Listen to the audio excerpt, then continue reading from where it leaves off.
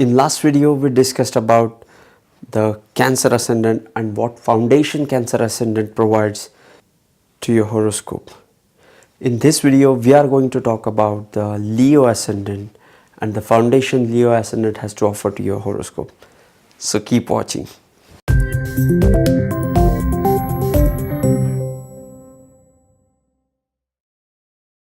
Namaste and welcome to Pramanik Astrology channel. I'm your host Prasad Mahazani.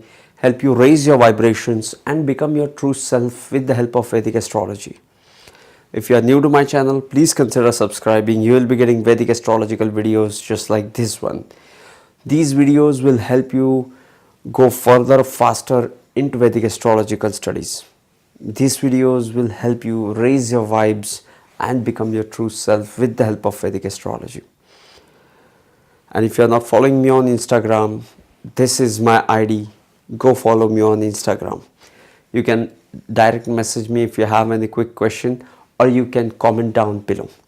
If you are looking for readings and consultation, please check out the link into the description section. Leo Ascendant. Before we talk about Leo Ascendant, let us talk about what is the sign of Leo. Leo is the only sign which is ruled by Sun. There is no other sign which is ruled by Sun.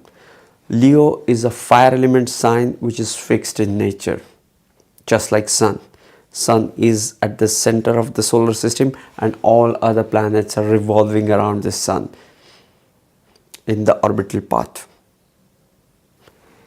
So the first thing about Leo is that it is fixed. It is a royal sign.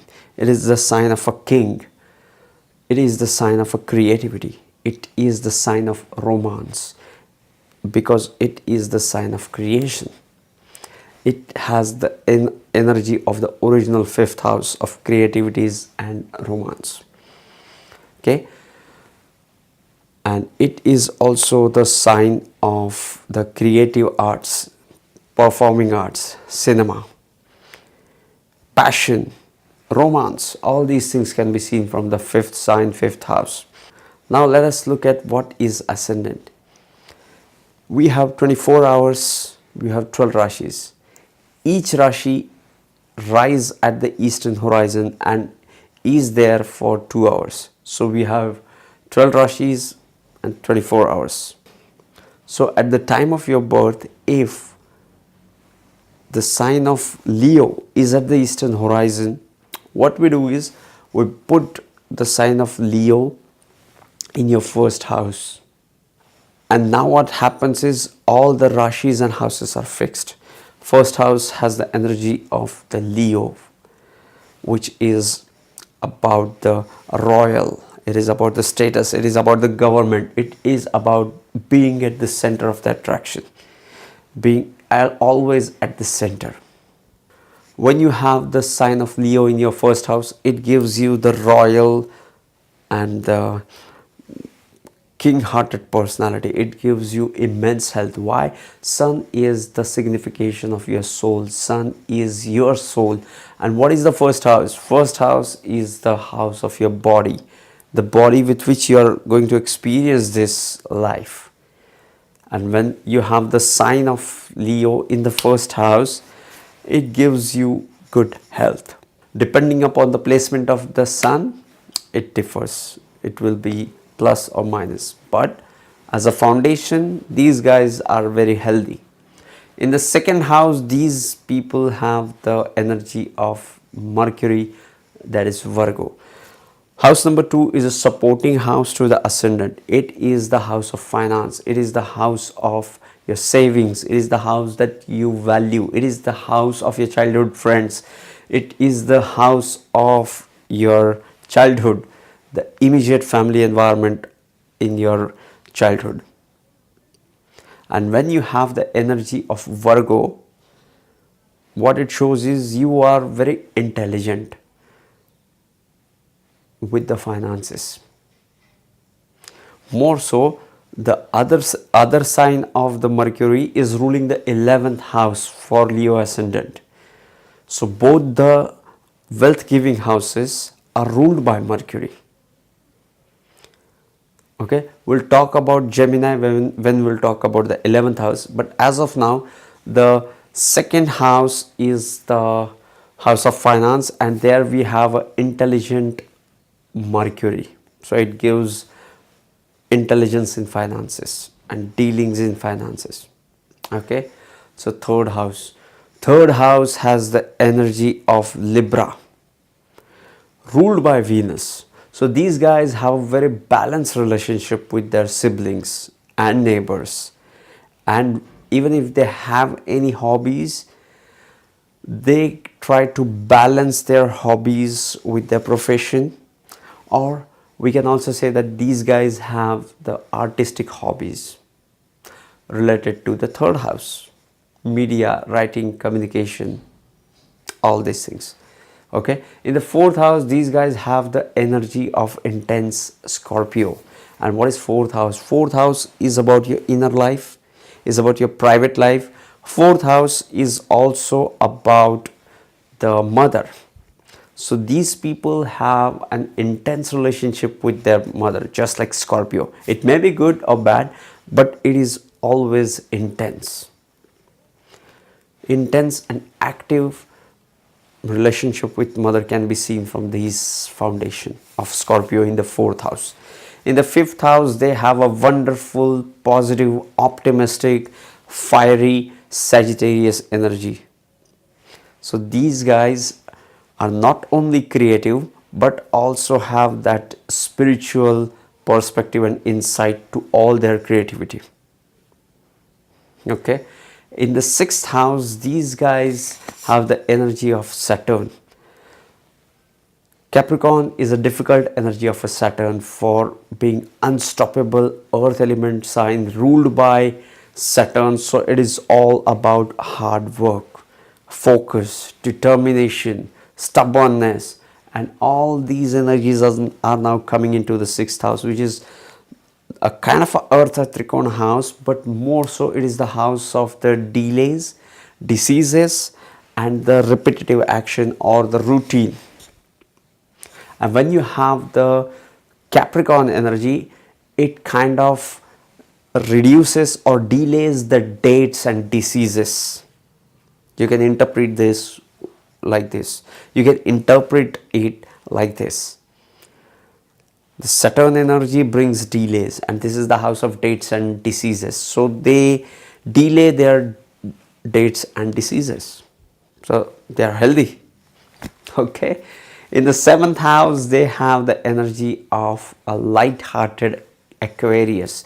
Aquarius is also ruled by Saturn, but just with the change of the element, earth element Capricorn changes into the air element Aquarius, it becomes very light-hearted, friendly, and social and intelligent. And it is scientific. So these people have a very friendly relationship with their spouse. But here is the thing about the 5-11 and 4-10 axis. When you have Cancer ascendant and Capricorn in the 7th house, or Leo ascendant and Aquarius in the 7th house. Basically, if you have the Saturn Rashi in the 7th house, you should marry late.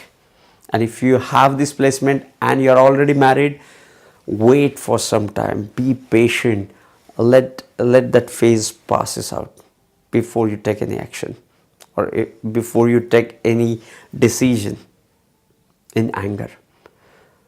But if you are 28 or you are 30, then you can think of a serious relationship or marriage. Okay, in the 8th house, these guys have the energy of Pisces. Pisces is another sign ruled by Jupiter. I was about to say Venus, but no, it is ruled by Jupiter. One of the signs ruled by Jupiter is a fiery Sagittarius. Now it's watery Pisces. It is extremely emotional, and 8th house is about the hidden things below the surface. So mystical, occult, and hidden things can be seen from the 8th house. And now it has the deep watery sign of Pisces. So it becomes even more, I won't say intense, but it becomes even more deeper and isolated and very focused towards the spirituality and occult and mysticism. Okay, and these guys have the 12th house energy into the 8th house. Okay, so in 9th house they have the energy of Aries. So the 9th house is also the house of father and gurus, and they have the energy of Aquarius, they have the energy of Aries. Aries is what? Aries is that initiator, is the fire of that Mars. It is also ruling the 4th house of mother. So now they have a very intense relationship with their father and mother. Makes sense. In the 10th house they have the energy of the Venus. They have the energy of a Taurus Rashi. Taurus is about the stability. Taurus is about the financial securities. Taurus is about the steadfast and committed relationship. It is also one of the fixed signs along with 2, 5, 8, 11. This is also one of the fixed signs.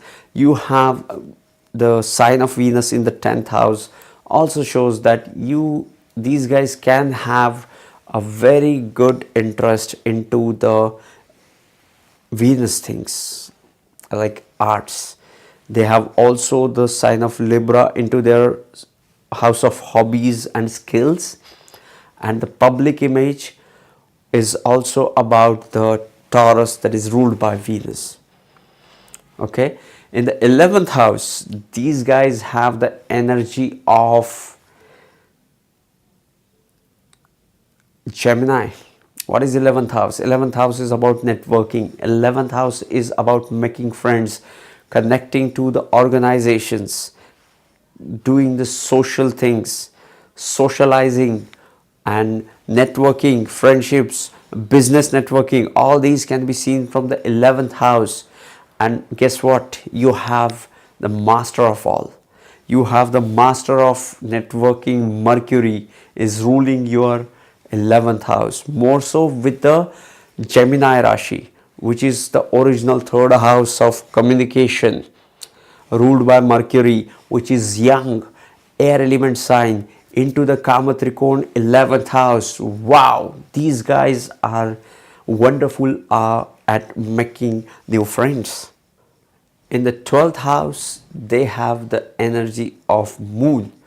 What is moon? Moon is the fluctuating energy. It changes every single day, from new moon to full moon to new moon. It is always changing. So it is a fluctuating energy. And it is into the 12th house for the Leo ascendant. What is the 12th house? 12th house is about the isolation. 12th house is about the imagination. 12th house is about the letting go. 12th house is about the longer journeys beyond the realm. Astral journeys can also be seen from the 12th house. And now you have the energy of moon into the 12th house. What is moon? Moon is your mind. Moon is your imagination. So these people